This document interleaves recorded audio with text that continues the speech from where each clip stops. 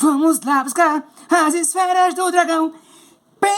Estamos aqui para isso numa distribuição. Canal Sebos do Igor apresenta para vocês uma série de vídeos só para quem é Dragon Ball maníacos, meus amigos. Então, se você não me conhece, chegou aqui de paraquedas. Eu sou Igor Fernandes, eu sou um ator de teatro, mas que também, assim como você, ama os quadrinhos. Então, se você gosta desses conteúdos, deixa o teu like, se inscreve e vambora, né? Porque, assim, eu tô relendo Dragon Ball e eu estou cheio de amor para compartilhar sobre Dragon Ball. Para você que também, assim como eu, ama esta obra, aperta o play, DJ.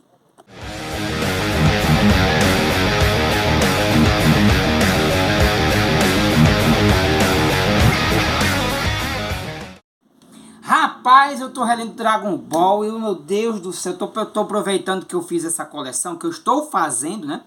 No momento que eu estou colecionando e fazendo, eu tô na número 31 e ela falta pouco, né? Que ela vai até a número 34, as edições definitivas.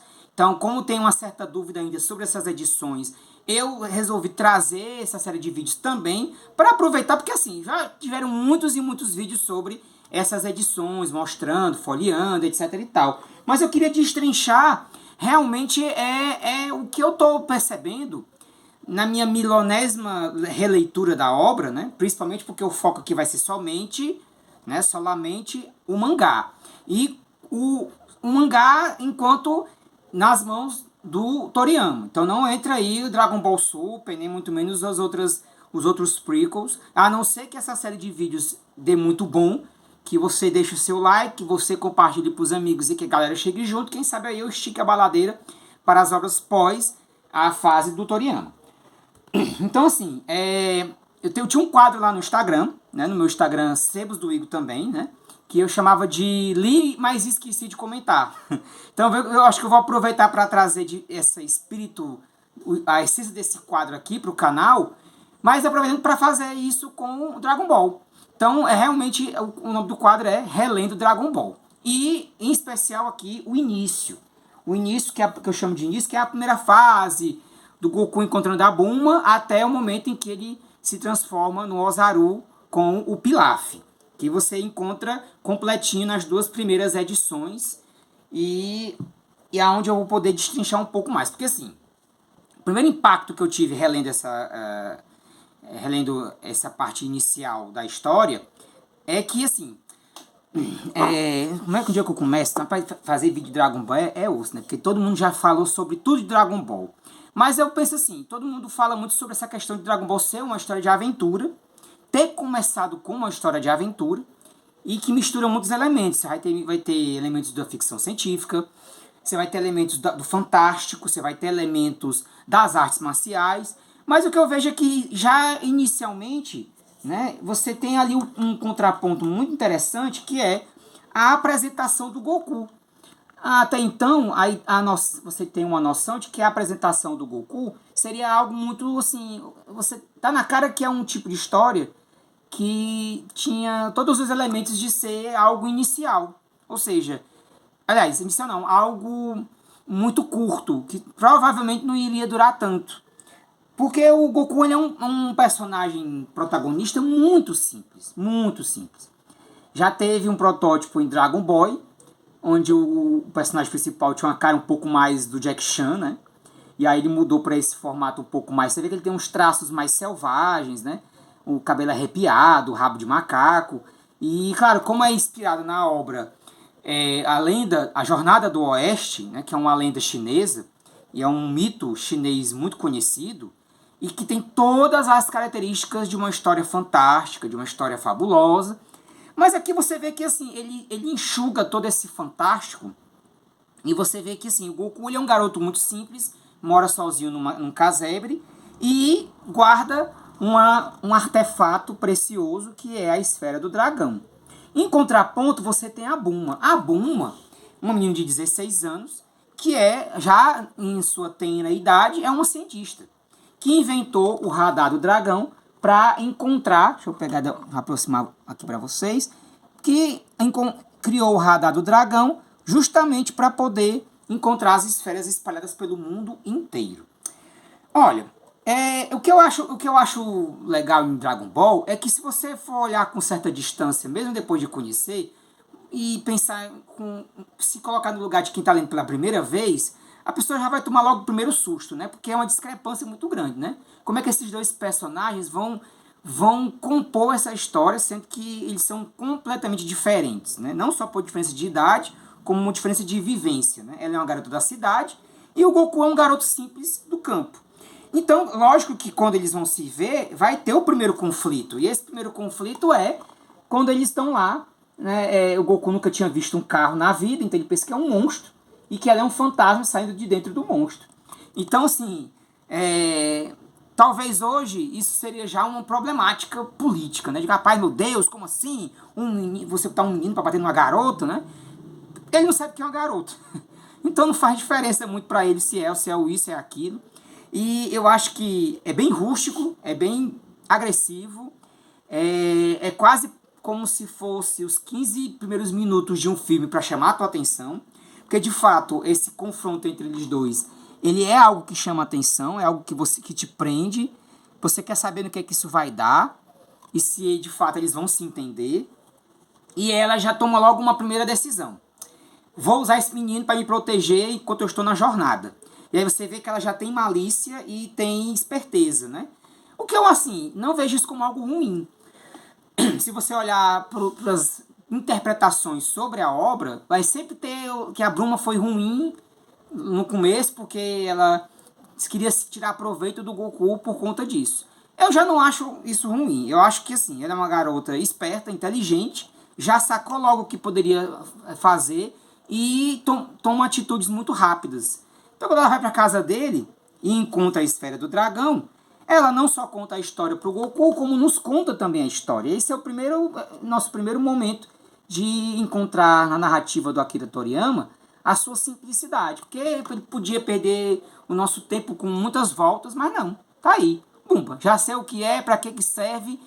E aí fica a expectativa de como é que vai ser, né, essas aventuras com esses dois indo em busca das esferas do dragão. E aí, é claro, né, assim, já acontecem os primeiros apuros, onde a Bulma é capturada por esse dinossauro. E, e aí, assim, eu acho que, assim, quando alguém passa a partir desse primeiro momento, é porque não leva em consideração que a Bulma tinha mais cara de ser a protagonista do que o Goku. Isso porque a obra anterior do Toriyama era a Dr. Slump, onde a protagonista era a robozinho Arale, que você tem aqui em cima. E a Arale foi a pedido do próprio Torishima, que é o editor do Toriyama. Mas é fato que, assim, esse protagonismo foi ficando dividido nessa primeira fase, né, nessa fase inicial dos dois juntos, onde cada um desempenha a sua função. E é claro que um é a escada um do outro, né? Assim, porque eles são uma dupla cômica extraordinária. Eu como artista de teatro e artista circense, da rua, enfim, da palhaçaria, para quem não sabe, né? Eu sou palhaço profissional, e eu vejo eles dois como a função dos palhaços. O palhaço principal, digamos assim, que a gente chama de palhaço branco, que é a Bulma, e o palhaço Augusto, que é o palhaço mais atrapalhado, que por sua vez é o escada do palhaço branco e vice-versa, né? Que é o escada, é aquele apoio da piada. Às vezes até isso meio que transita, né? Às vezes o Goku é apoio da piada pra Bulma, a Bulma é apoio da piada pro Goku.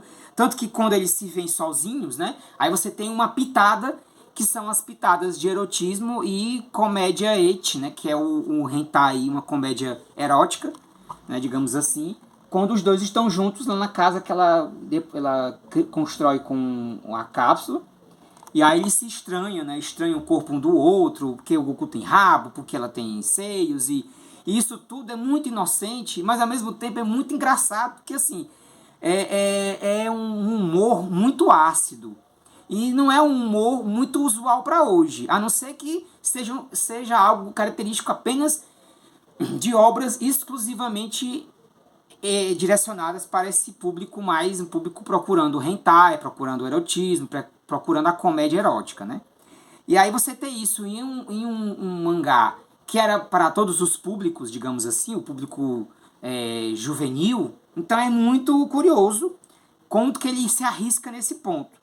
A outra é que assim, né, a forma como eles vão se encontrando com outros personagens, a exemplo do Mestre Kami, quando ele aparece, porque o Goku ele vai ajudar a tartaruga a levar a tartaruga de volta para o mar. E aí é onde ele ganha a nuvem voadora. Então assim, mais uma vez, você tem o elemento fantástico sendo introduzido na história, só que de uma forma, como é que eu posso dizer, muito simplória. Porque não tem nada, assim, o Mestre Kami ele não é um mago, ele não é um mestre do ponto de vista místico, ele é um velho eremita tarado, sem vergonha, que presenteou o Goku com uma nuvem que só aquelas pessoas de coração puro podem subir nela. Aí você pensa, olha como, assim, o que eu fiquei grilado com isso. Aí você pensa, poxa, você tem um velho tarado, sem vergonha, de coração impuro, dando um presente de um elemento puro para uma criança de coração puro. Então você, assim, os contrastes, né, as contradições de Dragon Ball, assim, tu tá racionalizando e procurando pelo em ovo. Eu digo, não tô não, meu amigo. Porque realmente, assim, quando você não lê, você lê de forma mais simples, mesmo você lê direto e sem pensar muito sobre, realmente você não vê nada dessas coisas. Mas quando você para pensar, e você às vezes esses pensamentos eles vêm muito de imediato, você pensa, ué, poxa, por que não foi como era muito comum na época, nas histórias ali da década de 80, esses elementos mágicos virem através de personagens grandiosos. E o Mestre Kama, ele não é grande, ele não chega como um personagem grandioso. Ele chega como um personagem que ele sequer é admirável. Então, o teor cômico é quase como uma forma de você não ficar preso a um encantamento. Ele é uma quebra de encantamento. Ele é uma quebra de... Você não fica apaixonado ou fica vislumbrado com isso. Você fica assim, ué, caralho, que foda, massa. Vamos ver no que isso vai dar. E aí tem essa coisa de que a Bulma também experimenta a nuvem. E aí pronto. Aí o Goku, ele como personagem fantástico, ele tá completo. Tem um rabo, ele luta artes marciais, tem a nuvem voadora e tem um coração puro. E comprovado, diga-se de passagem, né? Claro, tem outros elementos. Tem o fato de que, né, assim, tem a história da calcinha, da Bulma, que é controversa, criou uma grande polêmica lá em outros países, né, que eu não vou nem citar para não ter problema. Mas, verdade seja dita, quando eles se encontram com personagens como o Oolong, que é um pouquinho sem vergonha, o Oolong, ele rapta garotas para poder levar lá pro seu harém. E eles, em busca das esferas do dragão, eles tentam resolver esse problema. E aí o Goku, ele se mostra muito esperto também, assim. Só que é uma esperteza muito característica da pessoa simples. E aí é muito legal, porque aí no caso não é que você vai ver as primeiras grandes lutas acontecerem em Dragon Ball. Na verdade você não vê luta de verdade, você vê só mesmo a desculpa esfarrapada para uma situação embaraçosa. O que realmente acaba deixando a leitura muito mais divertida. E aí o riso em Dragon Ball, ele não é um riso só por identificação. Ele é um riso por embaraço. De coisas que são esquisitas e fora do comum. Aí você tem, né, eles conhecendo personagens como o Yantia. Aí eu acho o Yantia o personagem que, por exemplo, hoje não, né? Hoje a galera pode dizer o que quiser para aproximar mais aqui o Yantia, né? O Yantia na época era o personagem mais cool, mais descolado que apareceu em Dragon Ball. Mesmo quando eu assisti Dragon Ball a primeira vez, eu achei o Yantia muito legal. Até mais legal do que o Goku. Você tem até hoje um contraponto de personagens que ficam mais descolados do que o protagonista. Exemplo de Naruto, que você tem o Sasuke, que é muito mais descolado que o Naruto. E o Riei, que é mais descolado que o Yusuke, e assim por essa vai.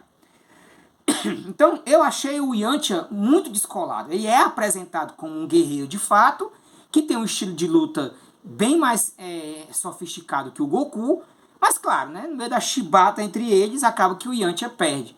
Mas não é tão fácil assim o Goku ganhar do Yantia. Então, você vê que o Goku ele não é um personagem criado para ser invencível. O que deixa as coisas também bem mais interessantes. E você tem toda aquela loucura lá do Yantia tendo que pegar as esferas do dragão e se confrontando com o seu próprio medo de mulheres.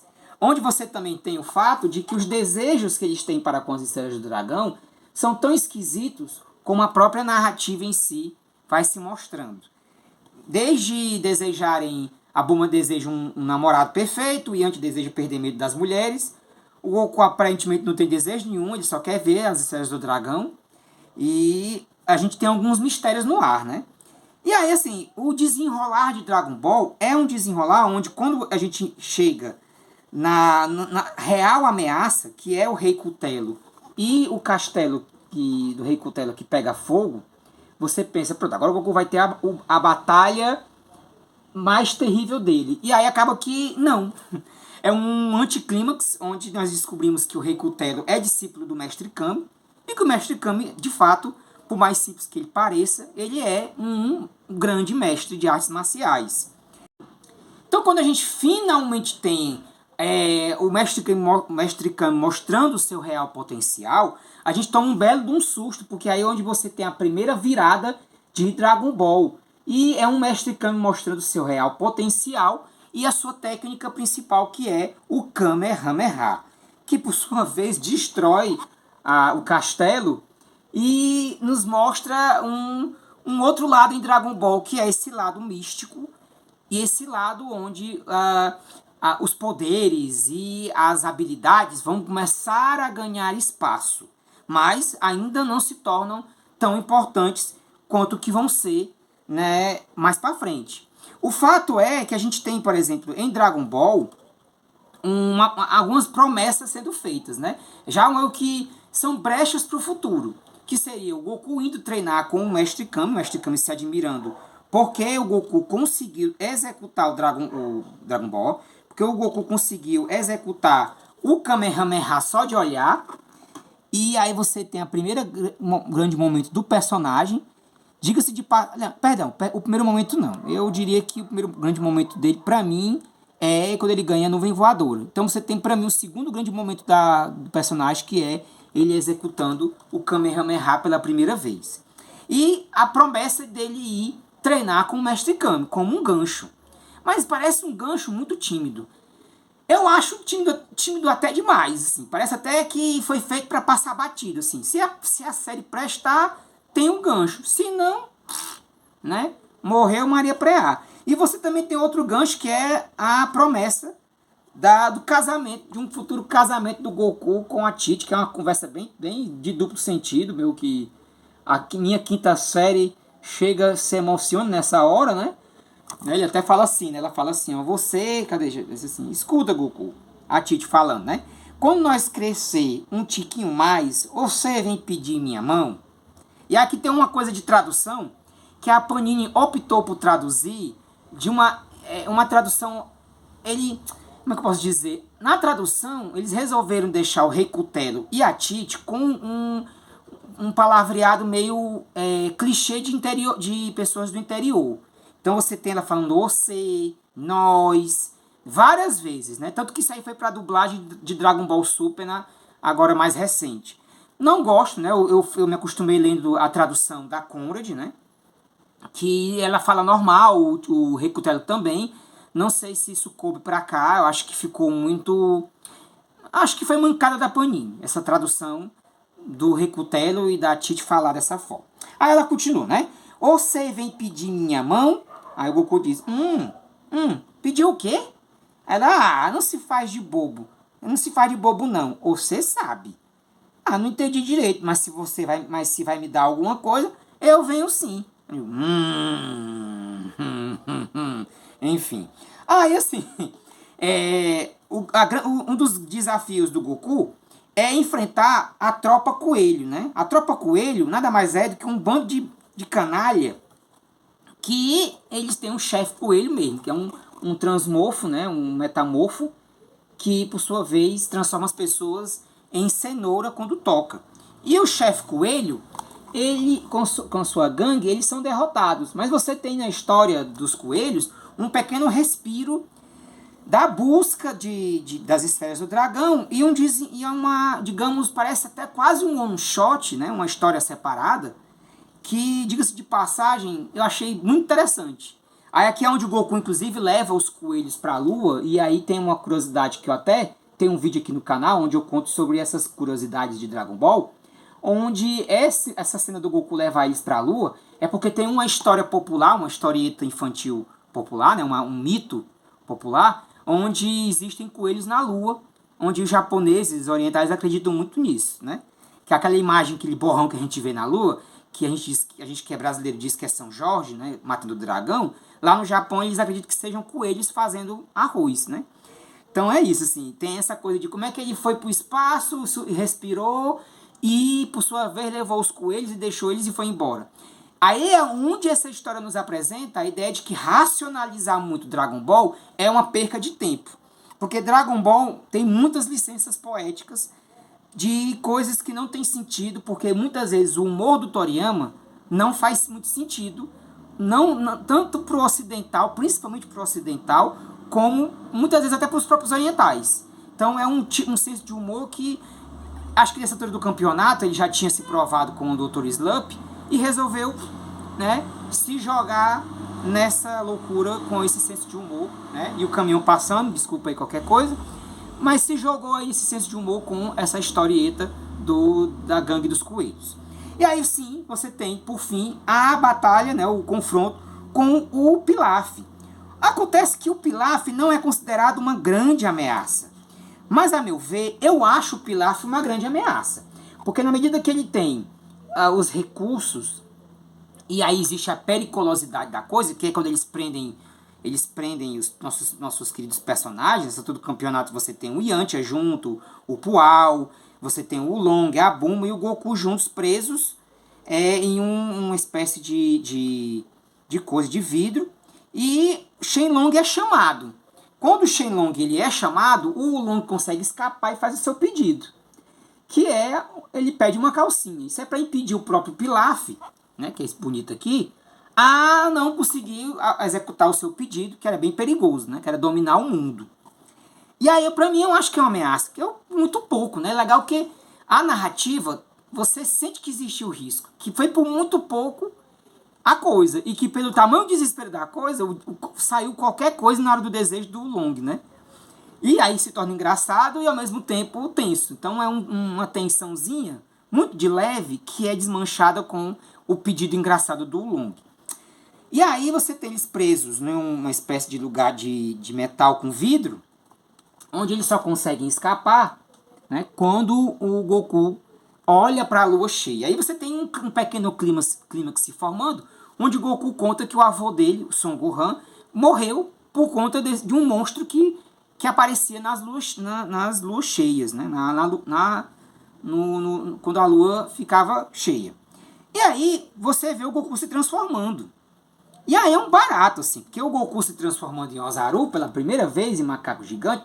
Nessa época não tinha esse negócio de Saiyajin, não tinha essas coisas. Era simplesmente o Goku sendo uma pessoa misteriosa e que meio que assim, condizia com esse universo, com essa atmosfera fantástica de personagens transmorfos, né? Assim como um lobisomem, como um Drácula, como qualquer outro personagem desse universo de transformações e monstruosidades, né?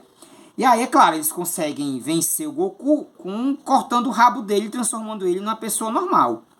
O que eu acho muito curioso, né? Que é o Yantia que consegue segurar o rabo do Goku, como o Ozaru, que tinha todo o potencial para destruir o mundo todo, e o Long se transforma, o Pual, né, que é o gatinho, um amigo dele, se transformando e cortando o rabo do Goku. Então você tem a equipe de Dragon Ball, aquela primeira equipe se dissolvendo, e uma vez que o desejo foi feito, as esferas se espalham pelo mundo e passam um ano sem poder serem usadas. E você vê os personagens se despedindo e tudo indica que poderia continuar como poderia não continuar. E aí existe aquela premissa, digo, então quer dizer, Igor, que o Dragon Ball podia ter acabado aqui? Eram planos do Toriyama? Não. Eram planos do Torishima? Nem fudendo. Ele queria que a série fosse tão longa quanto foi. Mas tudo poderia ter acabado aqui se ela não tivesse tido sucesso. E aí é onde a gente vai ter, de fato, eu tive uma sensação de que tudo era um grande prelúdio para o que realmente a história iria nos levar. que talvez para alguns iria ser muito bom e para outros nem tanto. Sendo que esses outros são talvez a galera de agora, né? Mas aí, isso aí já é algo que eu vou trazer para outro vídeo. Então, eu vou parar por aqui, que é o meu intuito, era só trazer essa parte mais inicial da história. E agradecer a você que veio até o final do vídeo, que aguentou esse programão, esse videozão sobre a fase inicial de Dragon Ball. Então, se esse vídeo der bom, eu quero muito que esse vídeo dê bom, que eu já quero trazer as outras fases, o torneio de artes marciais, fase Red Ribbon e assim por diante. Vamos nessa jornada comigo? Vem comigo, deixa o teu like, não se esquece não, e deixa o teu comentário daquilo que você acha muito interessante nessa fase inicial de Dragon Ball. Então, um beijo, um bom domingo para você, uma boa semana, fique com Deus e até a próxima!